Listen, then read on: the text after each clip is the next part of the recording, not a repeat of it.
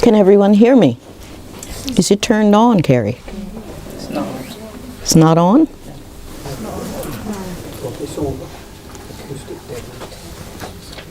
Is it on or not? It's mainly for the recording, but there are some speakers here if people are hard of hearing, so it's best to sit at the back and put it on. What would you like? I'm just hoping you'll speak up a little bit because I'm finding it a bit difficult. The speakers are Can we turn the volume up? This is as far as it goes. They're not really back. That's as far as it goes. Yeah. Well, That's better. Yeah, that's better?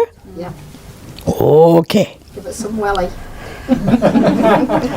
All right. I'm notorious for destroying these kinds of things. I get up, they rip off, and when they try the ear ones, and something happens with that, and just not good with this technology. And so, let me know if the wobbling is too loud or something. Just let me know, because it's bound to happen. Could we begin by taking refuge? Oh, thank you. So I'm just going to ask you to sit comfortably. And if you're in a chair, sort of feet flat on the floor would be good. Lean away from the back. No other instructions except to relax your shoulders. So you don't want to do this. Just calmly sit.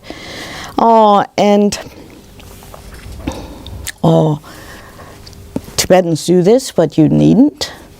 There are different ways, different hands over. That part doesn't matter, but sit comfortably and rest your hands this way or on your lap, you know. Now, I want to ask you to visualize, in the space in front of you, the image that you probably know of Shakyamuni Buddha. There in the space in front of you, skin is golden, has the blue hair, the blue top notch, serenely sitting. And he just appears there, holographically, floating there in the space in front of you. Perhaps imagine him life-size, but holographic, so there's no weight involved. You can see through the image, he's floating. And with the first recitation, when I say Songye, first time, imagine that from that Buddha in front of you, white light emanates. From the forehead of the Buddha, you imagine, into your forehead. Soft, white light, nothing weighty. It just comes into your forehead. From his forehead into your forehead, white light. And visualize that when the white light touches your forehead, it goes throughout your body, and it brings calm and physical relaxation. It purifies your physical being.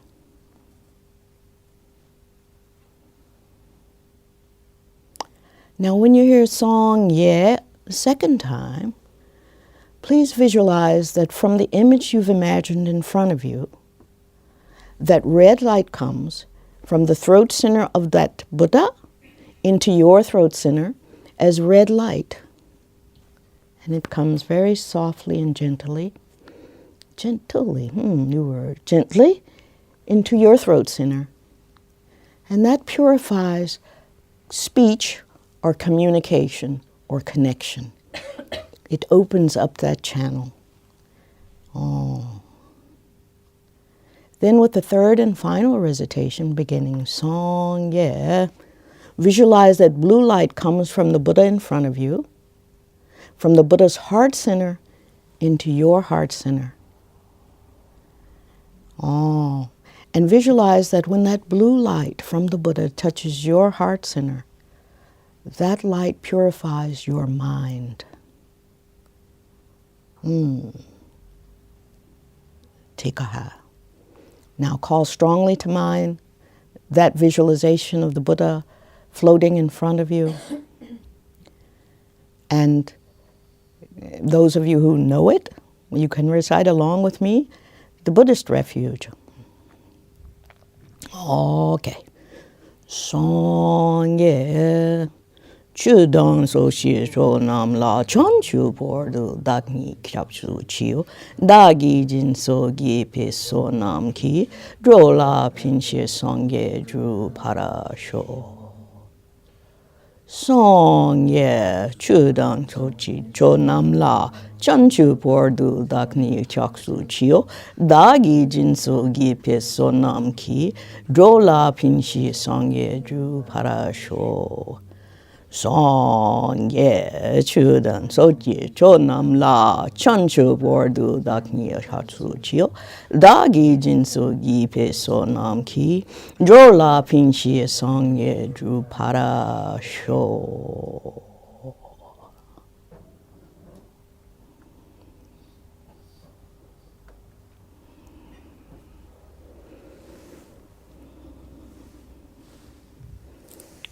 Thank you. Well, thank you to all the people who made this visit possible. I'm looking at Catherine. Thank you so much. People who've hosted me so well.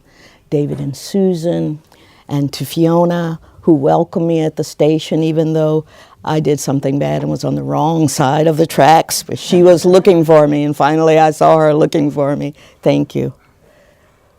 Oh, it's a great pleasure to be here, to be at a center founded by Lama Yeshe and Lama Zopa Rinpoche. That's very special, and I thought I should do it while I could still get here in one piece and not fall over immediately afterwards. It's very special, so thank you all, thank you. Oh, I do that a lot. Let's explain the Om. It's just in Tibetan it means yes, or, it's a pause sound. Oh. And I do it quite a bit, so nothing's wrong. Except I don't have the discipline to stop doing it. And the other thing I say is tikha, which is Hindi. For okie dokie, it's like, Aapka saha, sabai tikha, dhanyavad. Because Hindi was one of my first languages. Welcome. And even when I'm in France, that's liable to come out. So as I'm thinking, if I'm thinking and it's Sanskrit, I'll say tikaha. And if it's something Tibetan going on in my mind, I'll say, oh. It's just my pauses. Please bear with me. Thank you. Please. Okay. I've spent a lot of time in the last 10, 15 years reading and studying Shantidevas, the way or the path of the Bodhisattva, Bodhicharya Avatar. And as part of the preparation for teaching Shantideva, been reading some Nagarjuna. And before beginning talks now, I like to use Nagarjuna's reminders about how you tell a genuine Bodhisattva. It's interesting. I do it before I teach, as a reminder to myself. Nagarjuna says in a text called the Bodhicharya Sambhara Shastra, that is the provisions, the teachings on the provisions for a bodhisattva for taking that path. What do you need to have with you? But at a certain point he says, there's a way you can tell a true bodhisattva. And a true bodhisattva is a person who does this. Such a genuine bodhisattva always puts dharma over material benefit. Two, always puts good over fame. Always puts beings over personal happiness in secret. Okay? Always puts dharma over personal benefit or gain. Always puts the practice of good over fame. Always puts others over personal happiness. In secret.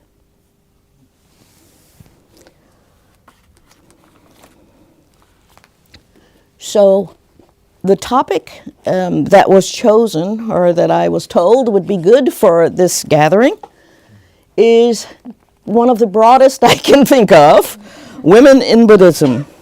And at my university, at least in the States, when you say women in Buddhism, you're talking about women in Buddhist literature. And when you say Buddhism and women, you're talking about women, actual women, whether ancient or contemporary. So I've been a little at a loss because I actually teach women in Buddhist literature one semester and women and Buddhism another semester. So I said, well, so how am I going to cover this topic?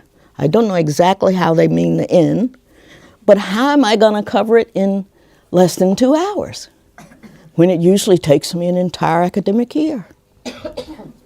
When you can come back a second time and have a second go at it, you know, when somebody was confused and you can try it again. So, well, I'll try, you know, in less than 2 hours. So I've brought 2 pieces to tell you about. They're quite old, actually. One I wrote more than 32 years ago, and it appeared in a chapter of a book that was an anthology based on a conference that a group of women had at Trinity College in Hartford, Connecticut. And that conference was called Women, Religion, and Social Change. And we thought we were grand.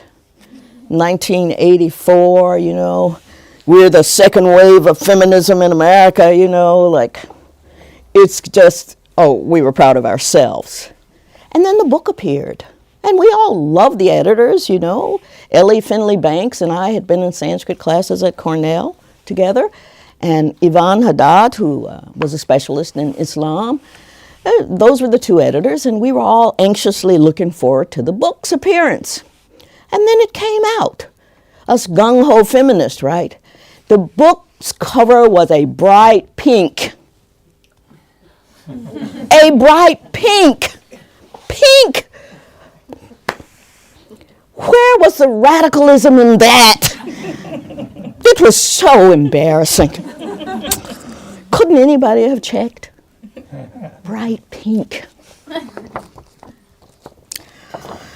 At any rate, this piece is in that book. If you look at Women, Religion, and Social Change, SUNY Press, I have chapter 4 there in a little piece called Nuns and Benefactresses, the Role of Women in the Development of Buddhism. Published 1986. But I bring it just to say, 1, it's a source you can look at, and the essay is intended to give a general survey of imaging and portrayals of women and the feminine in Buddhist literature over time. From Theravadan text, I'm not going to get in the argument of early, late, but unless, people ask questions about it, but from some quite negative imaging in some of the early texts to more positive images over time, especially when we get to the Prajnaparamita and the beginning of the Mahayana. And so there are some examples here. And I suggest in this piece, in that time, I was just using, I should ask, how's the hearing? Am I speaking loudly enough? Everybody can hear me back there? Okay, good. So this sort of, I'm going to do this for like half hour and stop. So maybe you're interested in concrete women. I don't know, perhaps. Tiga. This text used sources from Buddhist literature, but also used canonical text and Buddhist scriptures, and it also used secular histories to see what women might have been up to when these texts were being written. But now I'd also have to add as social science is caught up with religion and archaeology, and you'd have to add something like material culture as well to see what women were doing at the time when these texts might have had influence. For example, if you look at the gates surrounding the Buddhist stupa Sanchi, right? Those gates were donated by various individuals. And if you know that feminine names have long vowels at the end, that's all you need to know about the Sanskrit for that, is that feminine nouns have long vowels at the end, bada, kisagotam, e, at the end. And you see that this particular gate was donated by a person with a long vowel name. You know that that was donated by a woman. So that you know that women had agency and cash. Hey, that's good to know. So I'd say one would have to, if one were investigating this subject, have to know about material culture at the time as well. Oh, and some others. Oh. So in this piece, I suggest that there's this general typology. Diana Paul did the same thing when she wrote Women in Buddhism. She wrote, the text is called Women in Buddhism, but it's really women in 19 separate Buddhist texts. Diana Paul's, it's a quite good book with text translated from Sanskrit and Chinese that have women characters or make comment about the female nature. All right. So I'm going to just read a couple of these. I want to begin by saying it's important, and I tell my students always, it's important to remember that the Buddhist Sangha, the Buddhist community, always consisted of 4 parts. That's important to keep in mind, that there were monks and nuns and laymen and laywomen. So even though my students will see texts in which it seems as though the Buddha hesitated, so-called, to admit women into his order, I say, but keep your wits about you. We don't know what the Buddha actually said, but we do know that he allowed women because they're nuns today. They exist. So he said yes. Regardless of what that text says, he said yes, because they're nuns. You know that nuns are a fact. Okay? Just don't get swayed by the text totally. Just because it's written down in a text doesn't mean it's true, right? Right. Okay.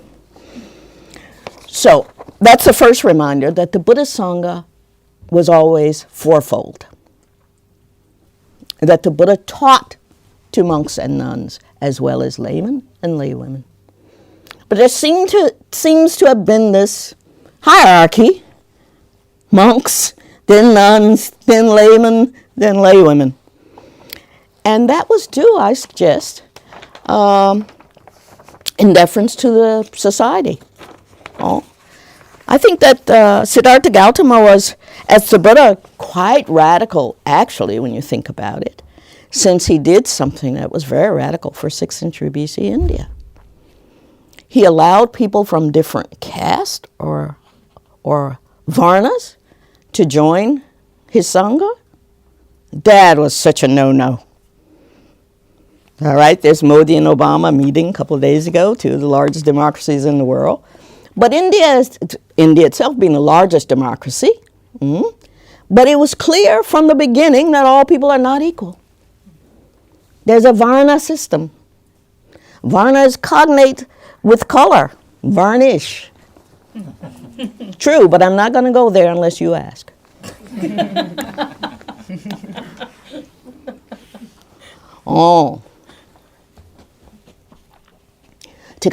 But the Buddha allowed people of different varnas to become monks and nuns with him. That's already a no-no in that society, right? To share food is a no-no between the castes. And then the second very dramatic, revolutionary thing he did, he allowed women.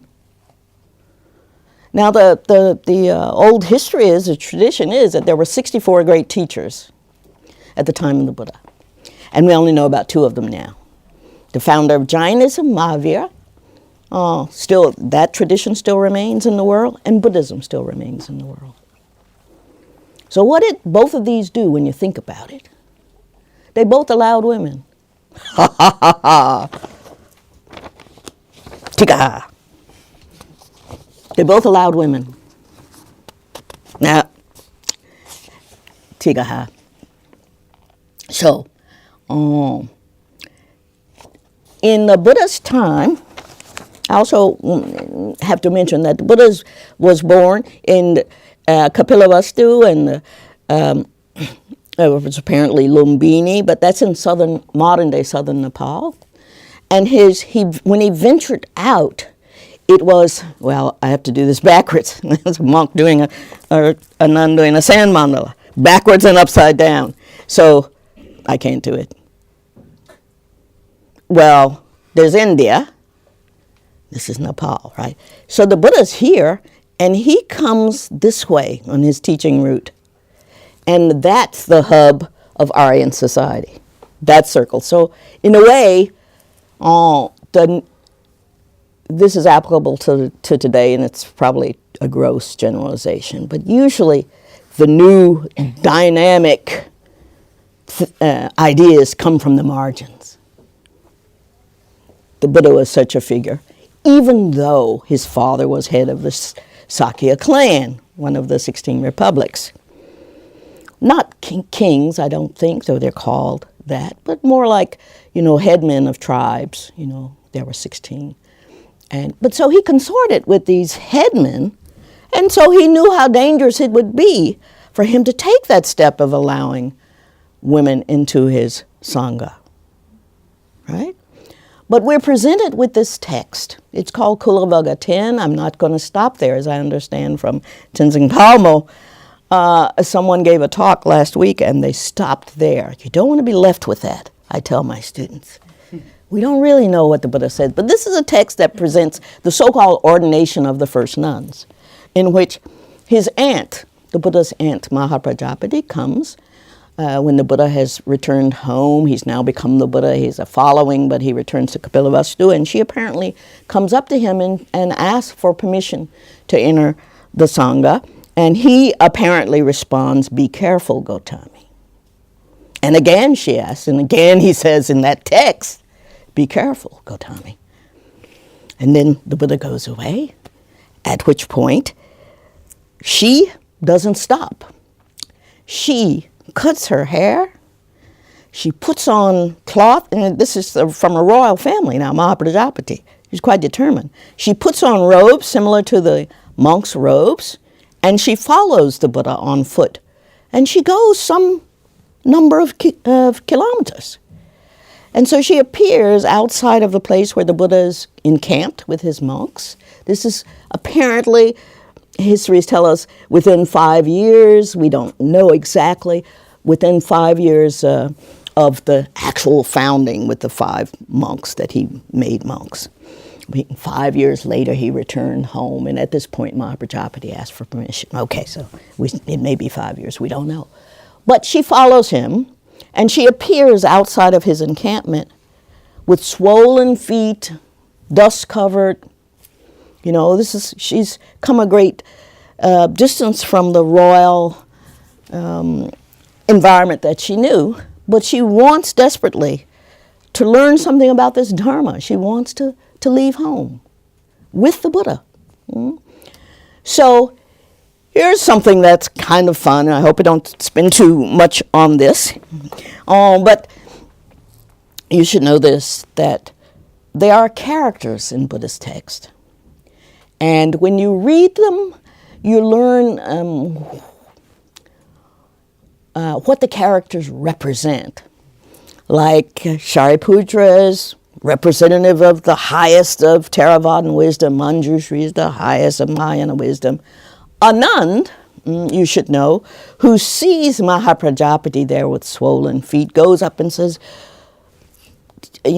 what do you need? Why are you here? And she says, I've asked the Buddha a number of times, twice before, if he'd allow women to go forth with him. He said no, but here I am to ask again. And Anand says, wait, let me ask him. This starts a precedence. The monks requesting permission for women to join, but the slant, what I want to tell you about is that for 3 months of the year in Japanese nunneries, a nun is celebrated as the first feminist, because a nun spoke on her behalf and he convinced the Buddha, according to this text. But so grateful are some traditions of nuns that they celebrate a nun for 3 months. And before a nun was the Buddha's assistant, he was known as quite the playboy. That's what I mean about character. There's a nun and he's kissing one of his girlfriends, and the Buddha's outside the window saying, "Come here, Anand. I'm here visiting. I'm your cousin." And Anand is shown. She's pulling on a nun to stay with her, and he's saying, "I'll be back in a minute, dear. Be back soon. Be back soon. Be back. I've got to go. He's in my family. Be back soon."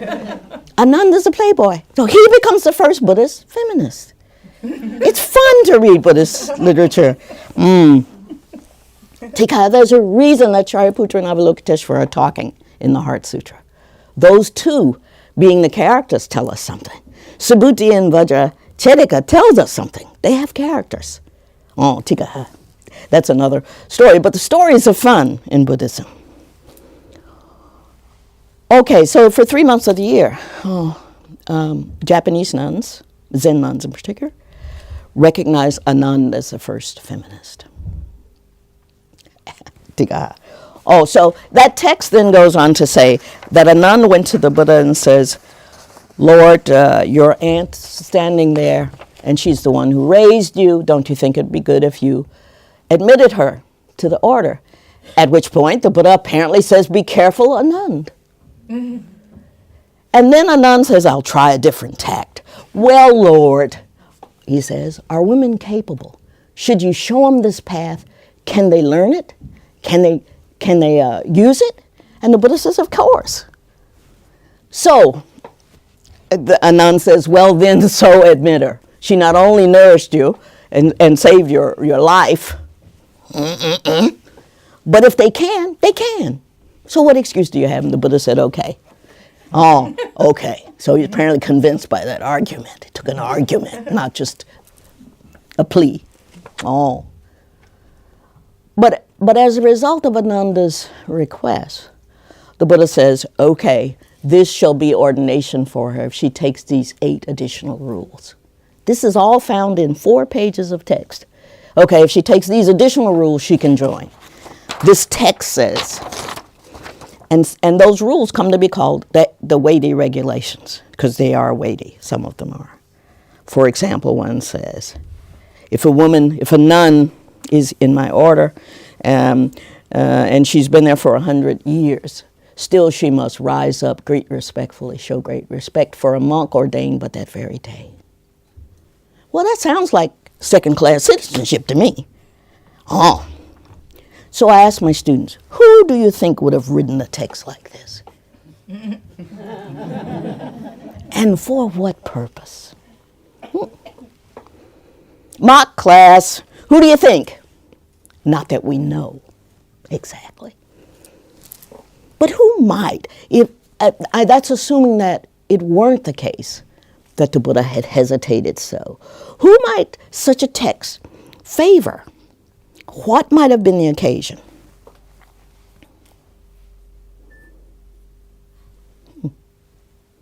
Tikaha, well, a woman named Nancy Falk has suggested 2 reasons. She wrote something called The Case of the Vanishing Nuns. She's looking into why nuns might have lost sort of funding.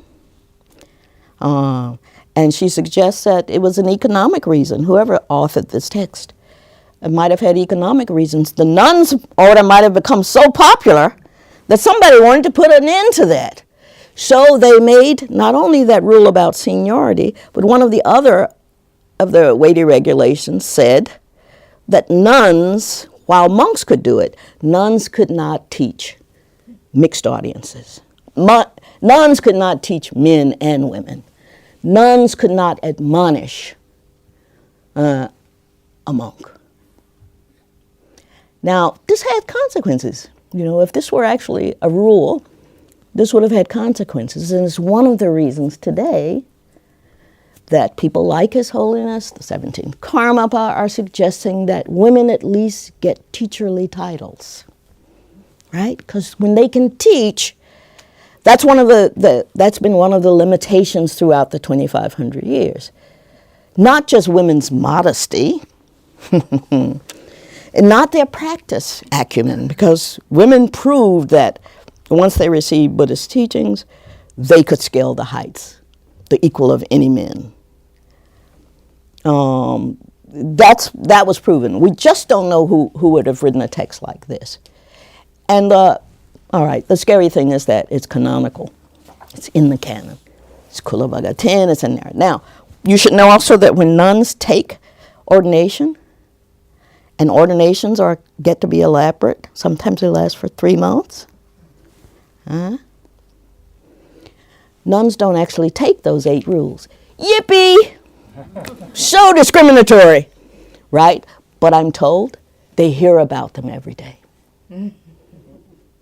Still, this is one of the reasons Thupten Pende said when he was a Westerner, put in charge of, one of Lama Yeshe students, put in charge of arranging seating at a gathering, and he was told this rule about seniority in women and men. He said he just couldn't do it.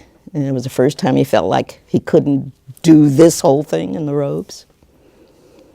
It was the first time he saw right up close and in his face the discrimination that was there. He couldn't do it. He couldn't go through with it. Tikaha. But I've mixed up several stories there. But at any rate, one German woman has become the first Gelongma, right? Maybe 2 years ago. Oh, and I talked with Tenzin Palmo. Just met her. Well, that's a fully ordained.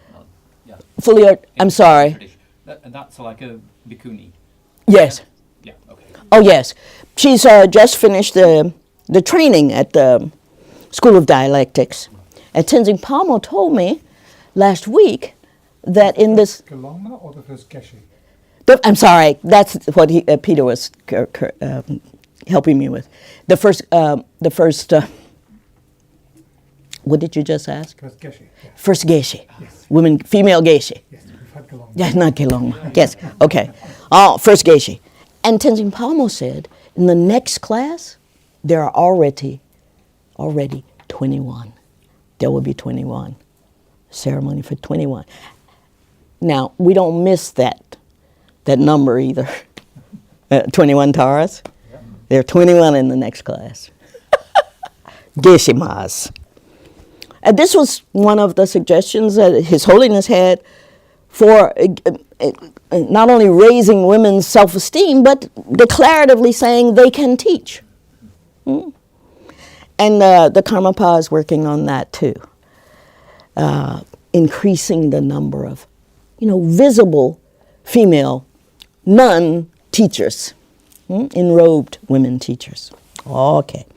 So this text still has repercussions, even though nobody takes these rules. They hear about them. Alan Sponberg wrote a text where he wrote a piece on this Kulavagga 10 text where he shows that there were at least 4 voices, 4 different views, opinions, if you will, about women. He also shows it's a syncretic text, that some of the similes are lifted right out of other traditions' texts, Jain texts in particular, but you can see them. So this was a fabricated text, not one author, and he had some things to say, and he wanted to make it look like even the Buddha had hesitated to admit women. That's why I start and remind my classes at the end that nuns are a fact in Buddhism. We don't know what the Buddha said, but we know that he allowed women. Even though later somebody wrote that text. And sometimes I say, poor men. Oh, I do. Now that was terrible of me to say, especially on this occasion, but I say it after I've written something, we find texts that also say this. I'm not going to spend too long on this and get to more positive things. Way back, Kumaraswamy, early Buddhologist, Indologist says this. An early scripture, this is in my text, Nuns and Benefactresses. An early scripture records the following exchange between Anand and the Buddha. And here again, this is, if you know Anand was a player. Anand one day is asking the Buddha, Master, how shall we behave before women? A question that probably plagued Anand in particular. The Buddha said, you should shun their gaze, Anand. But Master, if we see them, what are we to do then? Not speak to them, Anand. But Lord, if we do speak to them, what then? Then watch over yourselves, Anand. Must have been hard for Anand. Same text, Mahaparinirvana Sutta says, where the Buddha says to Mara, I'm not going to die until I've got monks, nuns, laymen and laywomen Exactly. who understand the Dharma and can pass it on. That's part of the job description of a Buddha, to do that. Well, if we want to cut to the chase, like I said at the beginning, it's always been fourfold. So, do you want me to not read those other negative scriptures? No, you can if you want. There's bullshit This- there too. This is Peter Harvey, to whom I turn whenever I really need to know something. I grab his books on Buddhism because there's so much detail and I know it's accurate. Do you know this man? Okay, they don't know you, Peter. They should. You should. Here's the historian par excellence of Buddhism. I'm not much of a historian. Okay. I try and understand Dhamma. The best meditation chapter you'll find, Introduction to Buddhism, Peter Harvey. Tika, monks, Anguttara Nikaya. Just a few of these. Monks, I know of no other, this is the Buddha's speaking apparently. Monks, I know of no other single form, sound, scent, savor, and touch by which a woman's heart is so enslaved. Oh, no, that was, I said there was also that follow-up, because it said by which a man is so enslaved except by the image, savor, sound of a woman, right? So she's the object, you know, but she's made the subject. She's made the culprit, if you will. But at least in that Anguttara Nikaya passage, it was followed up by man. The problem is the negative emotion, the attachment, not which gender it is, right? That's good to know. But some of them get very ugly, and you wonder why a person would write such a thing and call it Buddhist scripture. Well, there are lots of psychological reasons, for example, because in the early days, men had just left women whom they knew, right? They had they had to be trained to cut something out, whether it was daughter, wife, you know, and that must have been hard. So you get these quite negative texts, I think. But, as I said, that image, the imagery improves, the portrayal improves. In fact, the question is challenged, you know, of this discrimination. It's challenged, and it's challenged, particularly in the Prajnaparamita text that come right in the middle of the millennium. It said that Nagarjuna, I started with a quote from him, and Nagarjuna means Naga Arjuna. He's the conqueror of the Nagas. The Nagas were said to be the wisdom keepers. They were these serpentine beings, lived in the underworld. And this monk goes there, and he conquers them, and he comes back with a wisdom text. It may have been historically that he went to South India. It may have been. Because in South India at the time, second century A.D., there were Greeks and there were wisdom cults. And so the Prajnaparamita text, the wisdom, the transcendent wisdom. All right, let me just say a word about this. These are the texts that talk really about emptiness. Keith, that talk really about emptiness. Oh. And in their sutra form, they pay obeisance to the goddess Prajnaparamita. That's quite a change, right? The goddess Prajnaparamita. Why? Because only through wisdom, which she manifests, that she represents, does enlightenment come. That is, Buddhas are born from wisdom. That's what makes Buddhas, right, ultimately. So she's the mother of all the Buddhas, right? Seeing her that way as opposed to being attachment incarnate. And then here in Prajnaparamita and at this beginning of Mahayana, she becomes mother in a positive sense, not of attachment, as was earlier in some of the Nikayas, but she becomes the mother. She is the vehicle. Without her, no Buddhahood. So wisdom is, feminine is wisdom itself. That's pretty much positive, isn't it? Pretty positive. But maybe even more of a text is something like the Srimala, 3rd century AD. Srimala Sutra, where you have a woman speaking in place of the Buddha. A woman is delivering the sermon. This text is also the locus for the idea of Tathagata Garbha, which we loosely say means Buddha nature. You have a woman teaching that doctrine, meaning saying all beings possess Buddha nature, not just men, you see, in parens, not just men. All beings possess Buddha nature. They have the potential of becoming Buddhas. We all do. Tikaha. So in that text, and then it says, she after she gave that teaching, all the women in her kingdom became instantly, they entered Nirvana. And then all the children, and then lastly all the men. That's what the text says. Tikaha. But that Tathagata Garbha is important. I want to read something now. Maybe I won't cry if I read it. It's about Lama Yeshe. Oh, Tikaha. And I have to say to you that when I met Lama Yeshe in 69, I had done a lot of living by then, coming from Birmingham, Alabama, actually from a mining camp outside of Birmingham, Alabama, that was divided by a single street that separated black and white neighborhoods. And that the place was created, it was called Docina, and I didn't know then in Spanish that meant 12th, like the 12th mine. I didn't know till later.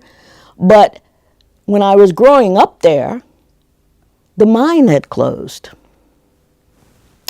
And so it was a depressed thing. Now, Birmingham was known as the Pittsburgh of the South in the States because it had every natural thing you needed to make steel. It had iron ore and coal and all that, so if you were a miner or a steel worker. Now, my father happened to be a steel worker.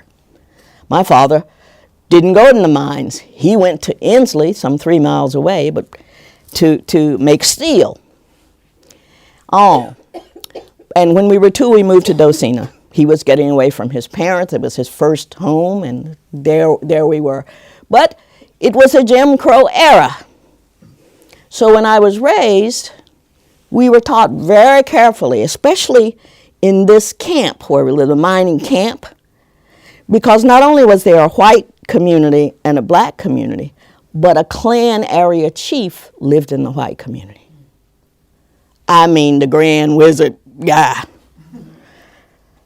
And we called him the Grand Rooster, trying to have some defiance, But, I mean, we were carefully schooled not to drink from that water fountain. And you were lucky if you could find a colored water fountain. White ones were right there and prominent. See, so I grew up with this split. And And then when I was in 10th grade,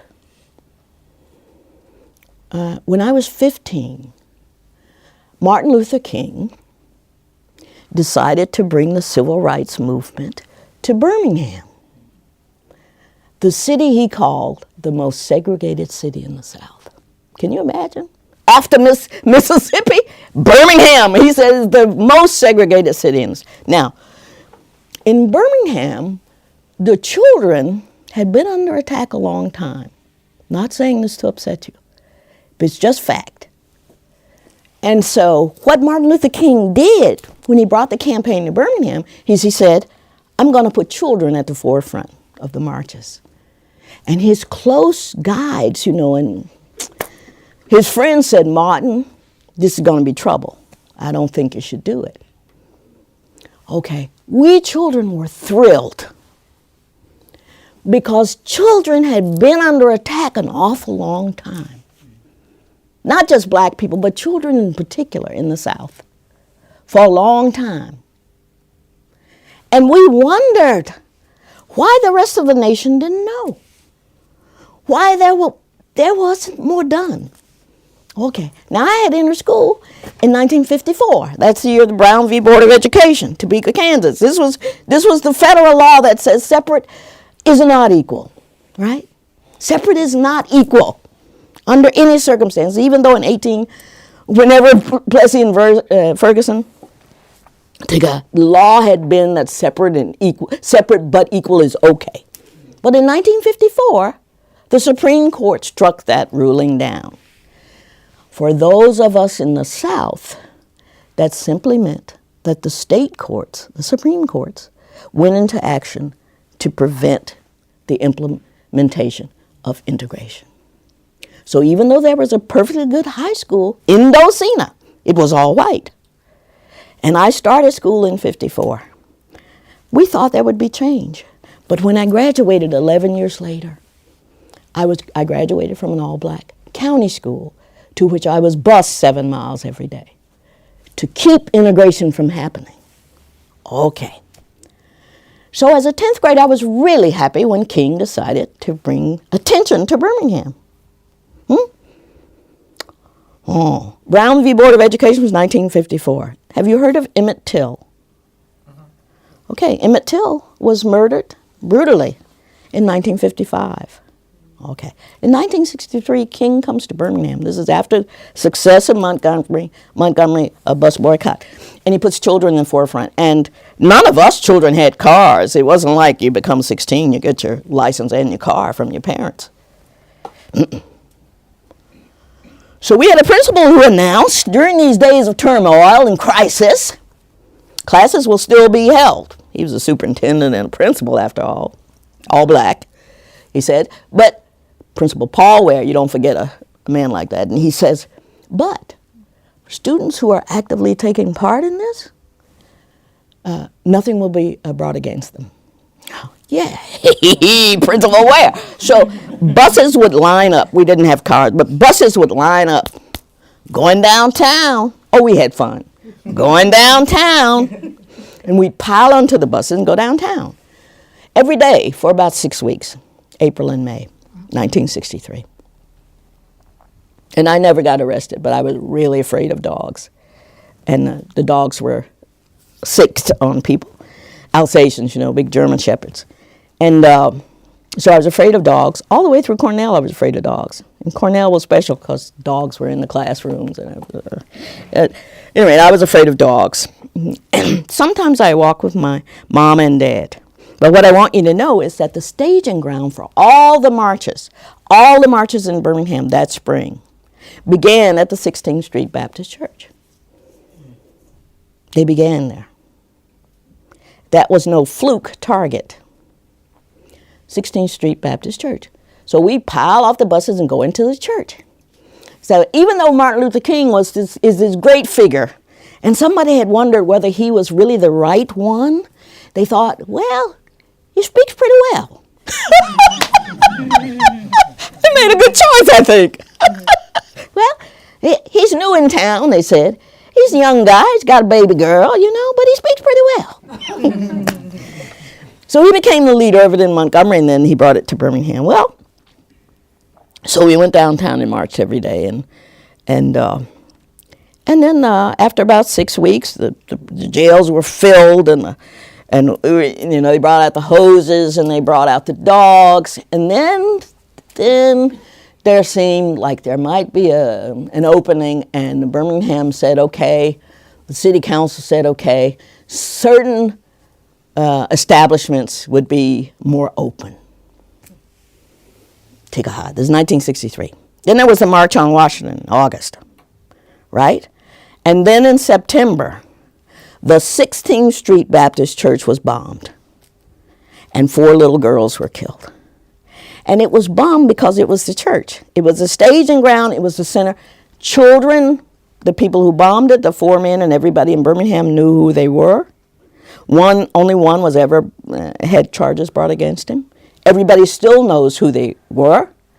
FBI tried to investigate and bring charges, but 3 men walked free of that crime.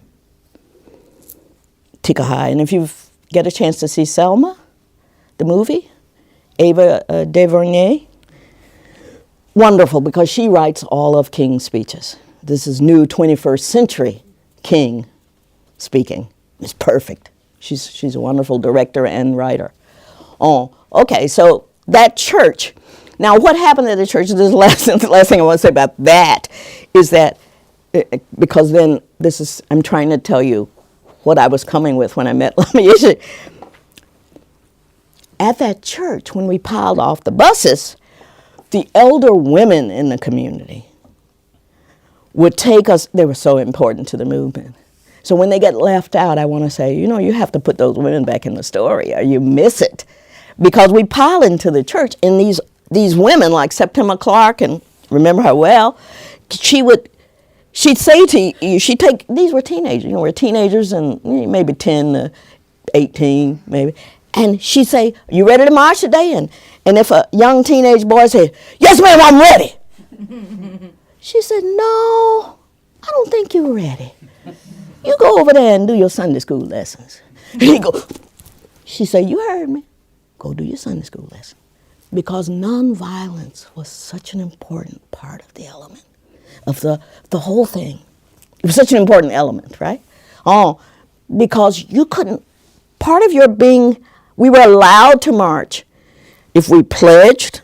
First it was 6 points. We wouldn't raise up, we wouldn't shout, we wouldn't, all of this. We had to go out sort of like we were brave, even if we were scared to death of the dogs. But you agreed to do that. So at one point King said he thought the children had been brave. Sweet. Tikahau. So when I met Lama Yeshe, it was, so I was really imbued with, when I was young, the nonviolent ethos. And I thought King was just brilliant. And some of his lectures, I carry around this book called The Strength to Love. Talk about bodhisattvas, It takes, courage and strength and sort of heroism to love, because if you're faced with hate, right? So King actually talks about it concretely in his sermons. So Strength to Love is a collection of 15 of his sermons, in which he raises questions like, or he preaches on, how do you love your enemy? And it's more Buddhist than anything I've read, says you go through these 3 analyses. He's saying on a Sunday morning. First you realize that, he says, even someone who's hooded, standing in front of you, filled with hate. What do? How do you love that person? To me it's Buddhist, you see. First he says, you have to recognize that you recognize the emotion because you've had it. You wouldn't know hate unless you knew hate. Tikahau. I'm going, Lama Pema once told me that. I was really angry, and he said, ugh. I said, really, me? Anyway. Secondly, King says, don't want to preach too much, okay, but I'm thinking about preaching now. But secondly, King advised the person you see in front of you, that's not all of who they are. Isn't that good teaching? Right?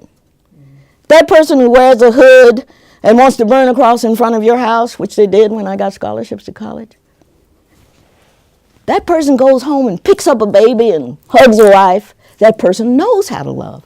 That instant you're seeing is not all of who they are. There's Buddhist nuns who, they're Tibetan Buddhist nuns who, a woman named Susan Bruno made a documentary called Satya. I think it's Susan, might be Ellen. She made a documentary in which she interviews 4 nuns who were formerly nuns, but they were in the hands of the Chinese and they were tortured every day. And they say to her, we recognize first that that wasn't all of who they were. Just exactly, same wording. We say it to ourselves every day, that's not all of who they are. They go home and they hug babies. And we prayed that the cloud of ignorance would be lifted from their minds. Tigaha. But when I came to Lama Yeshe, it was through college. I say to people that it was during the Vietnam War. I found that Vietnamese were Buddhists for the most part, even though we were propping up the Catholic-led government. The U.S. And that was the first time I remember really reading about Buddhism. In those days, it was Alan Watts, D.T. Suzuki, it was Zen Buddhism, and I determined, well, boy, one day I'm going to go and I'm going to get lost in northern Japan, and I'm going to wear all black, and I'm just going to... But instead, I got a scholarship that took me around the world, and I said, okay, India, well, I guess I can hang out there for a while. But I'm on my way to Japan, we had this Pan Am tickets. Went Pan Am #1, around the world tickets. I said, I guess I can hang out in India for a while. Plane lands in Benares, in the grass fields, and Indian women stand up in their saris. It's been down picking, I said, well, I guess I can. But then I found out, that Sarnath was right there by BHU, where I was going to school, studying philosophy with Chatterjee, T.R.V. Morty's student.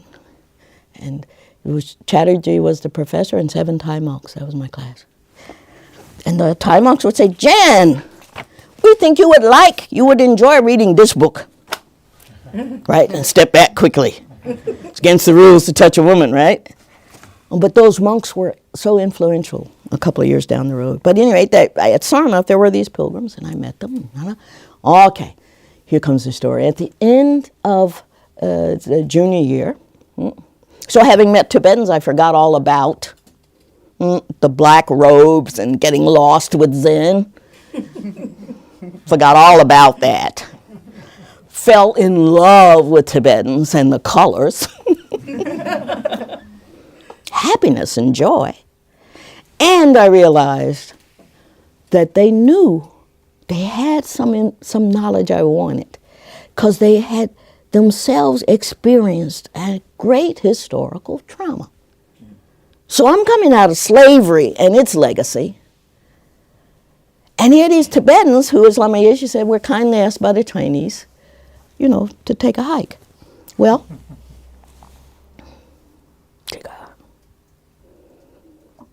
and I think that that's really the story, that I went to college there. My friends ended up being the political ones, and we were all hippies too, 60s and 70s. But, I was looking for something. I was looking for a way to be human, to have dignity, so pride in a way, and not be consumed by hatred, right? So, and one day, when my best buddies and I have gone to Nepal and Zena's tried to stop us, do you know who I'm talking about? And I say, Mommy Zena. She was the mommy of the Lama Yeshe and Lama Zopa for 2 years. She was the one who just She met the Lama. She was interviewing Lamas at Darjeeling and Goom. She wanted somebody to answer her questions, but she didn't want to have to convert or anything. She just wanted, and she apparently was won over by Lama Yeshe's smile. He smiled at her, and she kept coming back every day. You know, and she would eat, and she'd point her feet at him, and she would dress in shorts, and but she liked his teachings. And one day she asked if she could become a nun. Then she was enrobed, and she would still lie around and eat, and you know they were just supposed to teach her. But on one occasion, she asked, and it was her decision to move them to Nepal, and she bought the astrologer's house. So I had met these Tibetans. I'm sorry, long with the story. I had met these Tibetans my junior year. Went back to Cornell. There was a cross burning on the house where 12 girls lived. 1969, there was a cross burning at an Ivy League school in America. And the police and the security forces came and they said, "Oh, those uppity N-words. Those uppity." Oh, and I was the one woman of the senior class. There were 7 men and myself. And so we took over this building. I was given a fro. I was made Minister of Women's Defense. We were ministers in those days. I had to learn how to shoot a weapon. And I decided that, I guess nonviolence isn't going to work. So I was told, I was given a special name by 2 Panthers. I was supposed to go to California and meet this guy. And so we're going to stand up and stretch after this. But so I finished Cornell, raised fist in the air, and I made the trip with my 2 buddies across country. And I had a fever, those low-grade fevers you have, and I was nervous and stressed out all the time because I knew I didn't want to go the violent route, but I thought nonviolence clearly isn't working for black people in the U.S. All right, and you'd see those pictures of Huey Newton sitting in the rattan chair with the rifle and the black beret. And I'd meet people like Fred Hampton on the way to Wisconsin. Fred Hampton was later just, he and his pregnant wife just shot up through the doors. It was a scary time. Okay, and I got there and I bolted. My whole self bolted. I was not ready. The day before, I called my professor back at Cornell and I said, "I'm going to take that monk up," a monk who had offered me an invitation to stay at a monastery. This was not Lama Yeshe, but a monk at Samdeling in Boda. I said, "I'm going to go back." And he said, "John, it's good, because you've been negligent. Should look into he was Scottish. Look into his, should look into the future that way." And so Cornell made the unprecedented move of giving me a traveling fellowship, making me a grad student, and sending me back to Nepal for a year in a Tibetan monastery. And so at that point, I asked who was the Lama in the area, and blah, blah, blah. And the person started to say, "Well, there are 2 really good Lamas. One is Lama Yeshe." And I didn't hear the rest of his talk. Because when he said Lama Yeshe's name, my hair stood on end. It was really true. It felt like I just stepped into this electric field. And I met Lama Yeshe. When I went up with my friends, I went back to get them. We walked up to Kopan. Zena says, "Oh, you've come a long way. You can't see the Lamas. I know you've come to see the Lamas, but you can't. They're tired." And then she thought better and she said, "Well, you've come a long ways. You can have lunch. Matala!" And she called the cook and she made a picnic lunch for us. And then she said, "Now you can go." So we were a little dejected. We started out to leave, and just before we got to the gate, the lower house there, down the steps, Zena, when the flourish, went upstairs. And we're going towards the gate, and suddenly the door opened just a little bit, and there was this hand that said, and that was Lama Yeshe's hand. That was Lama Yeshe's hand. Yeah. Tikaha, now, I've been talking for about an hour, and I just want to ask you whether you would like to stand and stretch for a minute or 2. I might. And then we'll start right up again with more contemporary with women and with Q&A and with all that. Okay? So I don't know if there are rules about how many, but people can go, they need restroom and water.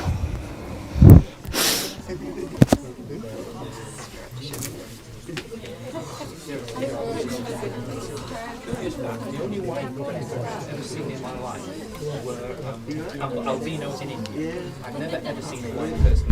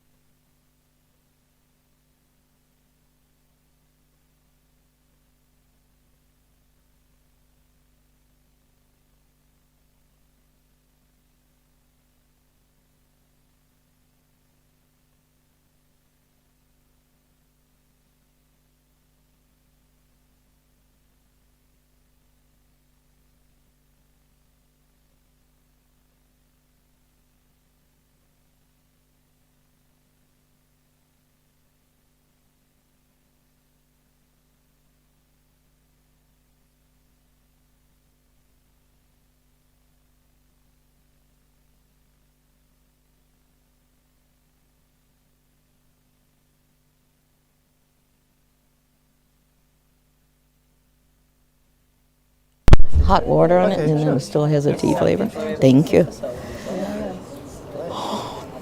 Quite close, isn't it?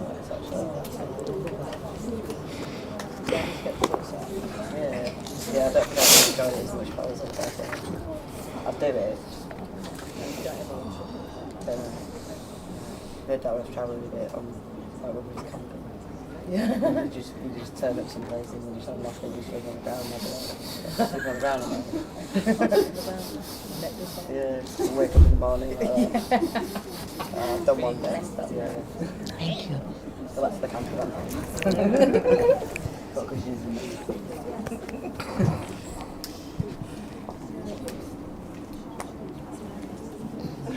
I've been looking for small ones for a really long time. Alright. And also this what's that plugged in?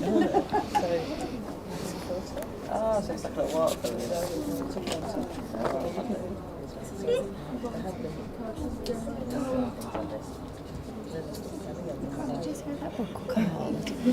What did you say that book was called? That Martin Luther King book? What we read? So Much Strength of Love.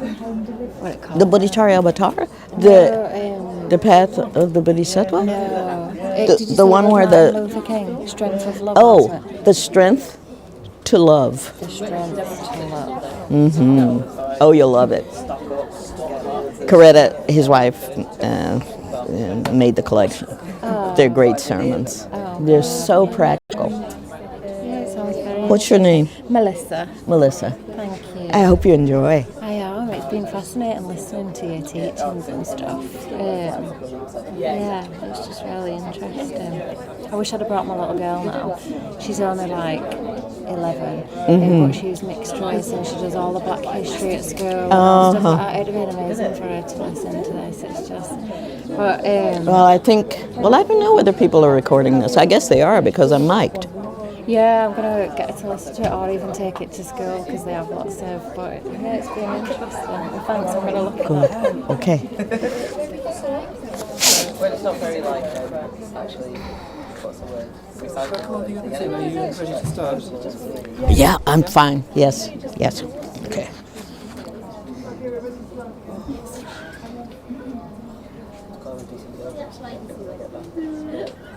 I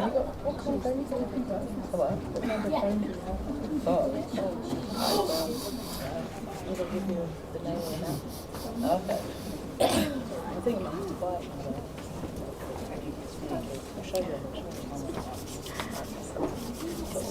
You have to let me know if you can hear with the air conditioner on. Okay.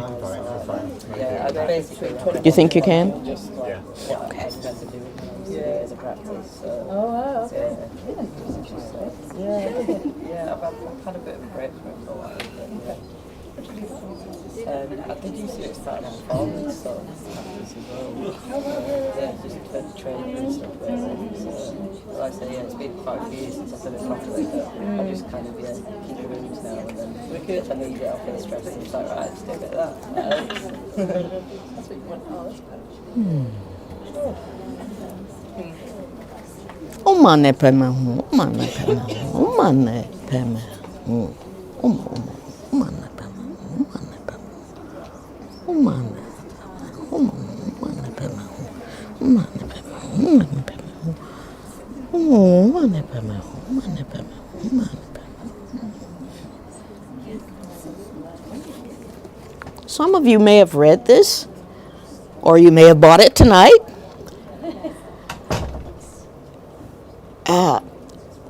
I'm gonna read just a few pages as an illustration of how, to bring Lama Yeshe more into this. Because when I first met Lama Yeshe with my two friends, Randy and Robbie, they're still my best buddies. They're in California. They were the Politico ones, or at least Randy was, card-carrying SDS member. All students for a democratic society, okay. So we both, Randy and I, went to apply for the Wisconsin program. It's second year of operation, the Wisconsin College Year in India program. They were sending 25 Americans to different spots in India. So we went in our old car and we went to the basement of the Biltmore Hotel and changed out of our jeans and went upstairs for the interview. And they said to her, right there on the spot, "Oh, SDS, we don't want any trouble. You will not be going." And then they gave me some hints that I might be, and my only act of defiance, well, if she can't go, I'm not going either. Ha ha. Then she and every professor I had said, well, this will broaden your horizon. Meanwhile, I'd never been on a plane. Oh, the first plane was to go to India, you know.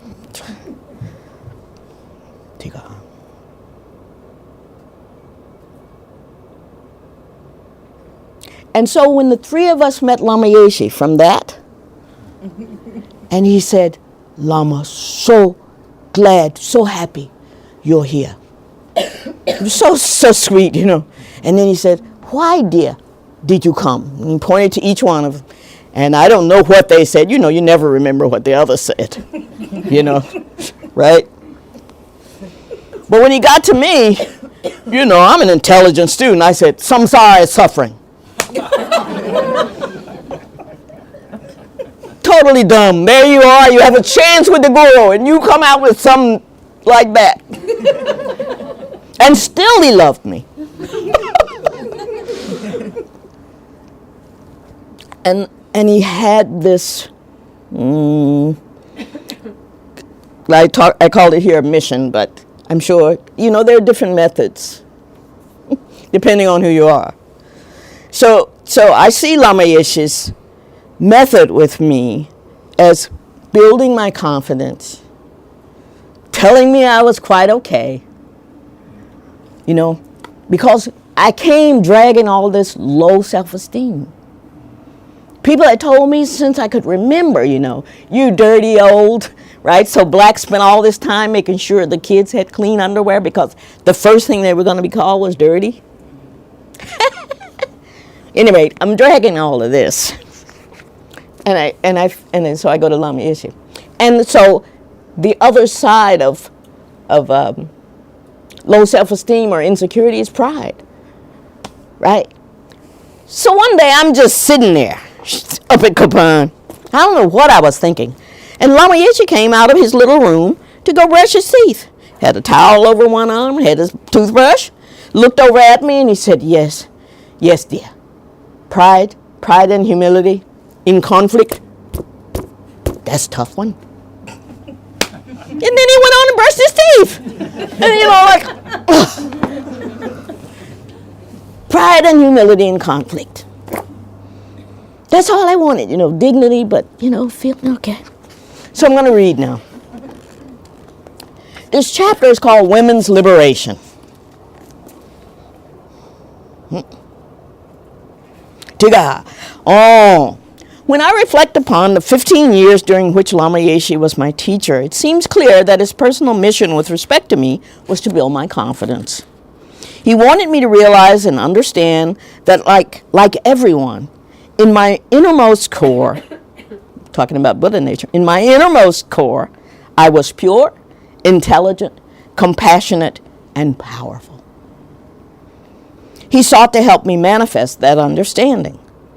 Lama Yeshe often said that low self-esteem and lack of confidence were the main traits he observed among the hundreds of Western students that flocked to him. I was not the only one of I was not only one of Lama's earliest students. I was one of the ones that fit that bill perfectly. Some of the reasons are clearly cultural and racial. Being a black American, a woman from the South, an African American woman interested in Buddhism, there are lots of reasons why. When I first met Lama Yeshe at the age of 21, I was a less than confident human being in the world. Throughout the course of my relationship with him, I see his primary efforts as having been directed towards having me manifest the qualities of confidence, pride, strength, and capability. Lama used to tell me that I should not hide so much. He'd say, "You should be beautiful in the world, dear. Be beautiful and strong." I vividly recall taking him to hear an Angela Davis talk. Once as she visited UC Santa Cruz, she was speaking at the University of California in the outdoor amphitheater on campus. That particular occasion was, I skipped a page, sorry. Lama Yeshe was visibly excited to see and listen to Angela Davis. Several times during her talk, with clenched fists, he said aloud, "This is how one ought to be, strong and confident in the world." He absolutely loved her, and for a number of weeks after that, he would say to me, never as a put down, just a reminder, "You should be strong, like that woman."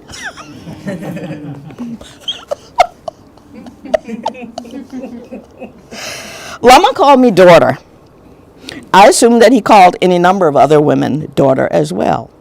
But I know that he thought of me in some way as being special. His mission was to make me feel that specialness too, and to teach me to trust my own power. There's a vast gulf between different and special.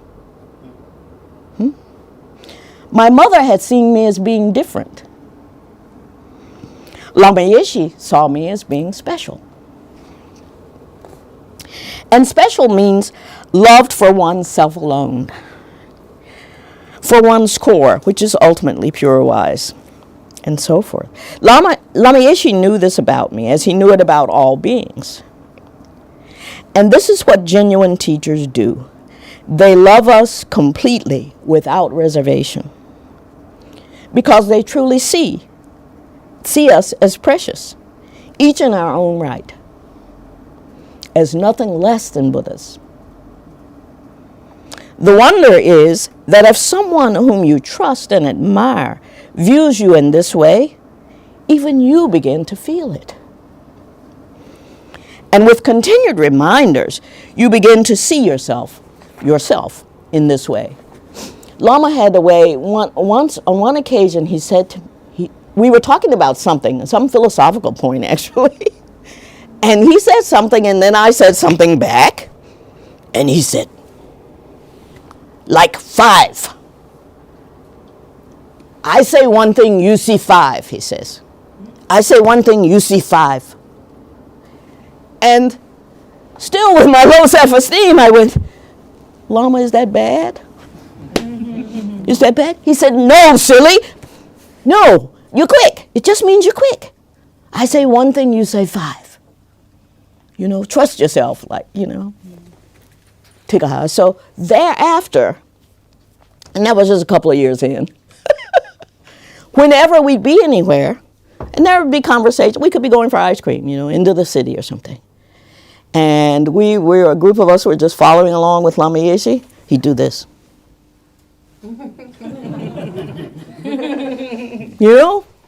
Just for me. It was so sweet, Incroyable. Okay. Now, once I gave a talk at a Kopan course in 1980. And I was talking about a Sangha and this thing I translated. And at some point I was talking about a Sangha being one of 3 brothers and his mother having been cursed to be reborn a woman. And after my talk, this group of Western women, they came up and they said, we heard that. What you mean cursed? And I said, yeah, I guess you're right. I said, but no, I said something like, what's the matter to you? You're here at Kopan, with Lama Yeshe. But still, that got through, and then I started writing about and thinking about, really, women in Buddhism. But somehow Lama Yeshe knew about that. I didn't tell him. But somehow he knew about that exchange. Because just a couple of days later, some days after that, Lama Yeshe and I were having lunch together and having a discussion about the set of life stories I was translating at the time. At some point, we walked out together on the upper deck of the old monastery. From that vantage point, we were looking down upon the front courtyard, where we could see the entrance to the Gompa, as well as Kopan's library and mailroom. Do you know where I'm talking about? Some of you do. Down below, there were a number of Western students milling about in the courtyard on a break from the day's activities. Suddenly, Lama Yeshe grabbed my arm and began calling out to all of those below. In a booming voice, he called, look, all of you, look, look. This is women's liberation. This is women's liberation, pointing to me. Oh, this is women's liberation. This is women's liberation. Now, for me, that was both a very wonderful moment and a very awkward and embarrassing one. I was bending down. I was trying to get away from their view. I was trying to get away from Lama. As he was bellowing my accomplishments, I was saying, no, Lama, please, no, Lama, don't do this. Please don't do this. Don't say this. And he was smiling, and he was so happy. And on this particular occasion, though it was embarrassing to me, it seemed to cause Lama Yeshe a good deal of happiness. And it also seemed to make everyone else feel good. Yep. It seemed as though he was saying to me as he patted my back, let the old wounds go, daughter. Let them go. Let them go. Tika ha.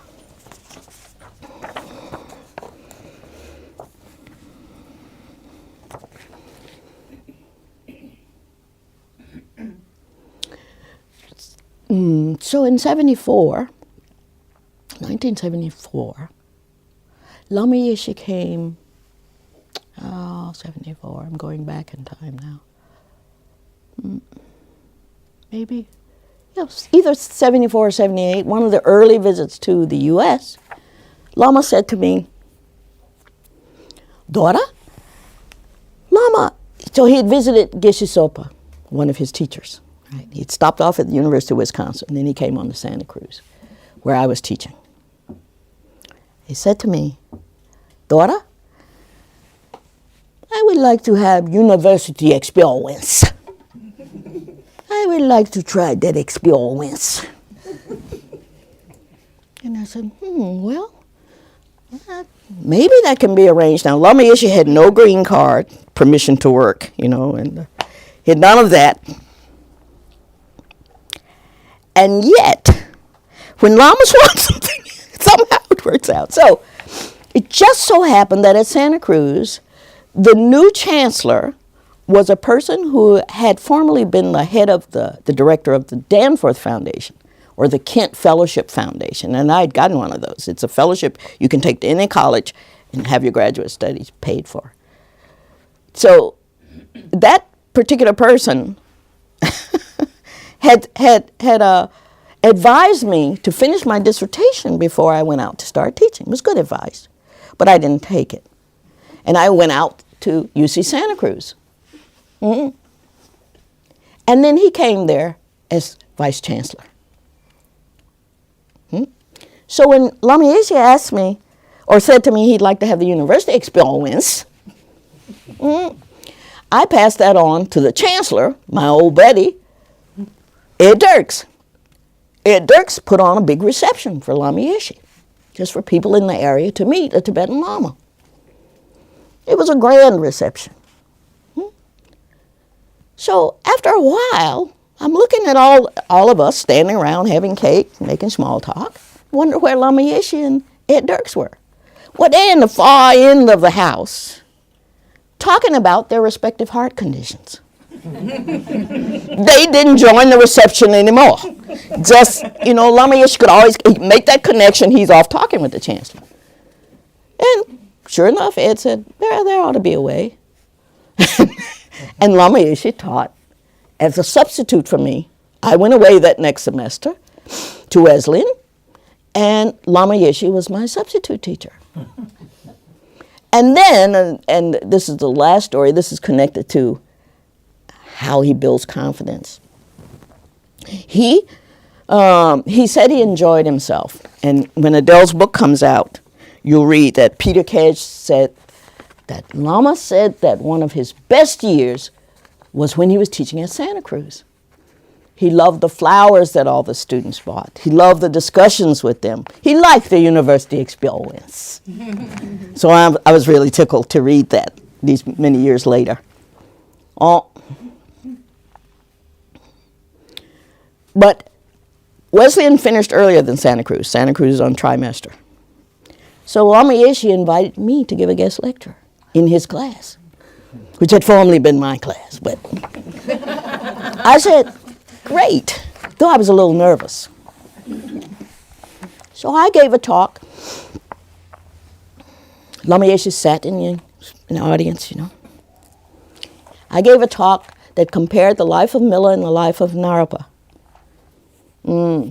As basically being about how gurus deal with disciples, and basically saying it's all about self, whether it's self-pity in the case of Milla, or self-absorption, or selfishness in the case of Naropa. It's all about self.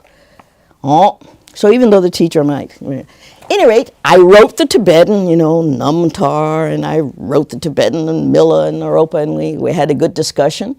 And then Lama Yeshe called me over, and he put his Zen up to cover his nose, and he whispered to me, Lama is so proud of you. Now, I said to myself, take me now, Lord. It didn't come out in Buddhist way. It came out like, I'm ready, because it's never going to get any better than this. It was wonderful. Little tears in his eyes. Lama is so proud of you. Okay. Take me now. Okay. Even my mother, after 10 years, she said, who didn't like it at all, India, what's India got? People die in the streets in India. And anyway, what's so much better about Buddhism than Baptist? Okay, all of that. That was a deeper story. Question. But after about 10 years, she said to me one day in the park, all those years with Lama Yeshe? I said, Mom. She said, well, they haven't done you any harm. That was another time. I said, okay, good. I made it.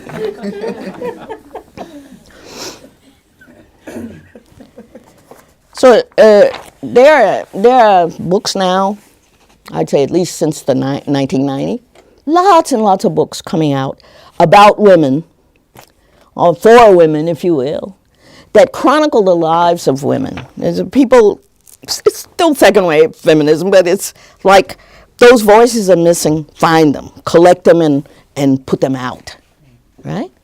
Because for most of our history, regardless of place, women didn't possess the means of producing, right? And they were modest. And they were just practitioners, not out selling themselves. And like Ari's book that what is it called? Authorizing Lives. Certain namtar become the key ones because certain people talk about certain lives in certain ways. Anyway, a young Western tulku has just gotten his PhD by talking about the various lives of Tsongkhapa, at any rate. It seems that women weren't into that so much. Couple good exceptions, but so there are books like in the last few years, like The Way of Women by Sally Tisdale, in which Sally Tisdale reimagines the lives of women we only know their names, of whom we only know their names. She fills out the life. In a way, when I was translating the lives, Lama Yeshe told me to do the Gelugpa Siddhas. First I was dumb. I said, there were Siddhas amongst the Gelugs? Oh, come on, that should be funny to some people. Because, we think, it was just those Kargyupas. They practice, just the Milla types. But the Sakyas, they're the intelligent, scholarly ones, and the Gelugs, they're sort of the scholarly ones. They're kind of stiff and conservative because, Tsongkhapa, he was a reformer. And well, you don't have those opinions? Okay, good. But the tradition, especially Westerners, they make these distinctions. So Lama says, I saw him in Switzerland and said, Lama, I got this fellowship, I'm going to go do this. And he says, yes, but first I want you to translate life stories, Gelugpa Siddhas. And I looked puzzled, like, there were Gelugpa Siddhas? Tantric practitioners attained enlightenment in one lifetime, Gelugs? And he left, he just disgusting, and left. And I thought, that was dumb, wasn't it? Yes. So next time I saw him, I said I'd be happy to do those. Well, Well, so Sally, so one of the things I do in that book is the translation is about 65 pages, and there's another 135, 150 pages of notes, because I try to fill out their lives and make them flesh and blood beings, not just lists of names. And so Sally Tisdale is doing that for women like Mahaprajapati and some of the other names that are common in Buddhist scriptures. She tries to fill out a life for them. It's an imaginative, creative project. And then of those women who became early nuns, there's a text, canonical text, Therigatas, and there have been various translations of those. The songs of the women who attained nirvana as contemporaries with the Buddha. And we know they did, because they sang what are called anyas, or it had been translated as triumphant songs, you know. They attain nibbana and they sing, they chant a verse, you know, or several verses. And there are said to be 100 of those women. And Dhammapala in Sri Lanka translated a group that contains about 70 such women's voices. And they really, I can't argue that really, but to me they really do, and probably to you, they sound different than the men's anyas. So they're Therigatas, the psalms or the triumphant songs of the monks, and there's another set that's triumphant songs of the nuns. So we know that there were not only nuns, that's a fact, but that they attained enlightenment by practicing the Buddhist way. And there are several translations of that. Susan Murcott's is one. She's doing it's called The First Buddhist Women. Then, Caroline Reeds Davids did it in Norman in 1909, so that's a little dated, but translation. And then there have been Andrew Schelling and performance artist at Naropa University in Colorado, Look at Andrew Schelling. They translate the men and the women songs together. Men doing the men and the women doing the women. Quite interesting collection. Okay, but in this piece, called Tibetan Buddhist Women Practitioners Past and Present, a garland to delight those wishing inspiration, I suggest that women fairly freely, establish what lineages are supposed to do. Now, that's really a dangerous claim, because we know lineages are supposed to be kept pure, and that's okay. I understand that. That is, a gyu means it's direct, it's from the Buddha on through your guru. And your guru is really precious because, as the Tibetan refuge prayer says, without the guru, you wouldn't have heard even the Buddha's name, right? Let alone someone who can guide you on the Buddha's way. So lineage is really important in Tibetan Buddhism, in all Mahayana Buddhism that I know of, and probably in Theravada Buddhism as well, that they don't make so much of lineage. But I suggest in this piece that women have, I guess I made the suggestion in Leh Ladakh, where the Ani's there, the common name for Tibetan nuns is Ani, but that's really a kinship term that means auntie. And it's sort of like auntie as a servant. So at this Leh Ladakh meeting of nuns, the first thing the nuns said, the Ladakhi nuns said, we have an announcement. And the queen was there. It was a big thing. About 600 folk gathered, all the heads of state, and the Ladakhi nuns said, we have an announcement before this conference begins. Yes, okay. They said, we don't want to be called Anis anymore.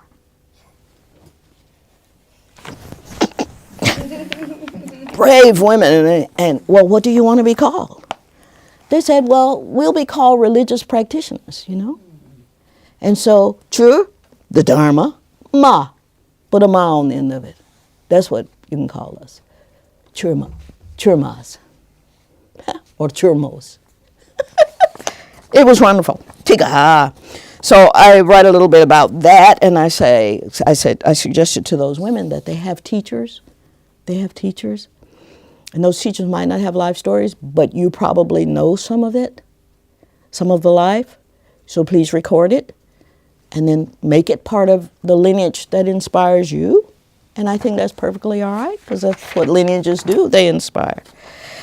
So in this piece, I suggest that a garland to inspire beings. And in it I talk about, I say this is how one might proceed. Give an example. So I just bring this up because it's one list.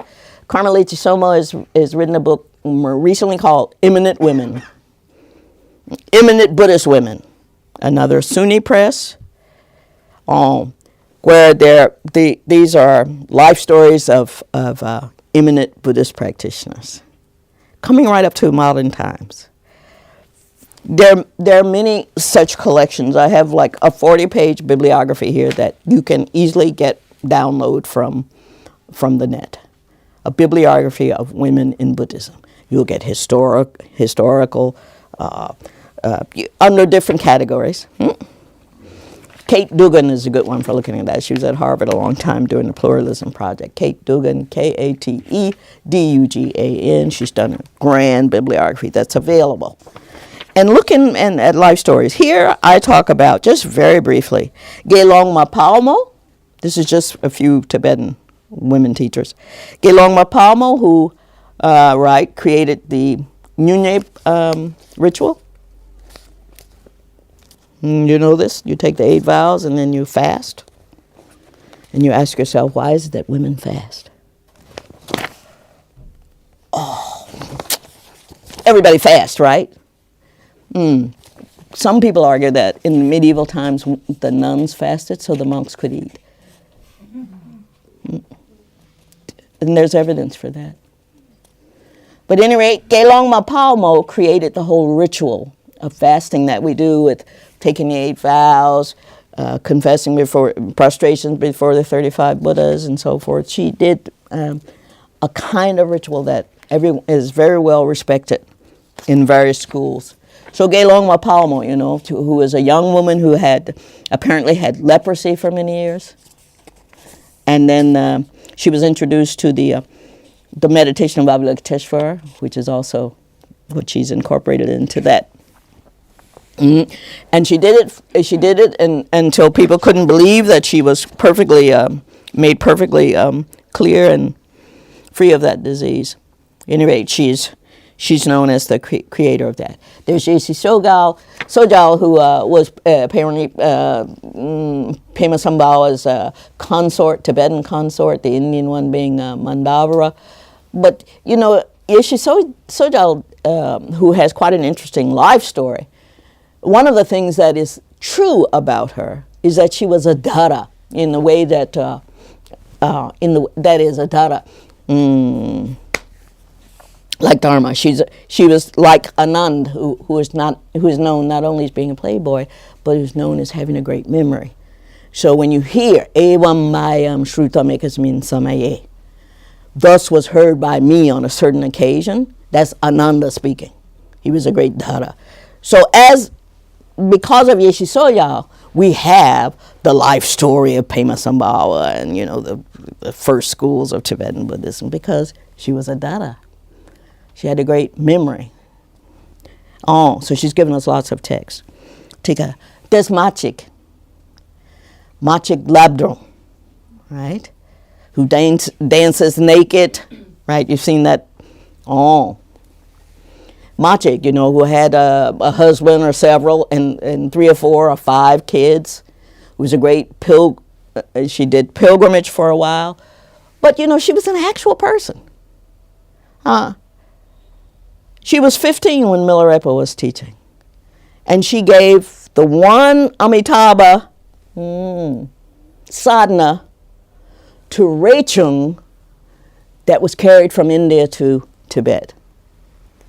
So that's pretty good. I mean, when you fill these people out, they did things in the world.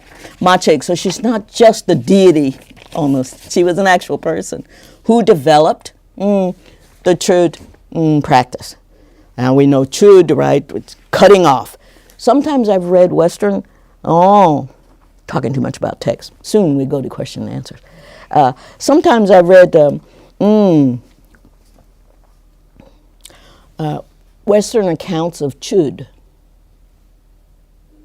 that say, this is sort of a gruesome practice.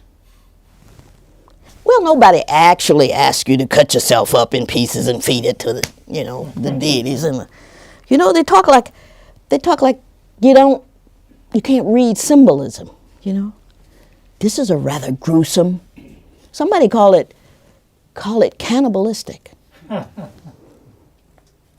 think they meant it. That's the thing. That's what's sad. Scholars.